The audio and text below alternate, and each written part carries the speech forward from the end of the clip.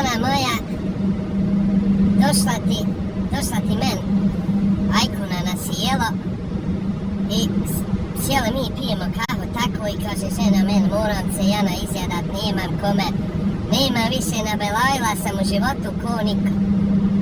Reci reko šta Jana?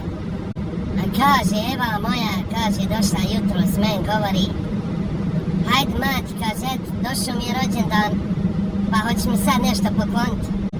Pa hoću sine, kaže žena, poklonit ću ti znaš. A šta? Pa kaže, hoću eno da idem, kaže, da pušem usne. Šta? Kaže, pa eno, ovako, to je sad mati u modi. Ja? O, Jana, kad sam čula, eto, pa mene isto kada gromo pandrčio. Odmah. Pa ja ne znam više dokle će se devera s ovom djecom. Eto, de mi reci, draga, šta da radim? Šta? Ja misla, Jana, ona će men tražiti neku majčicu, neke stiklice, nešto ko cura prava, fina. Oj, mati, draga, ona men traži jednu da idu da je bodu. Da ima gubičurine veće.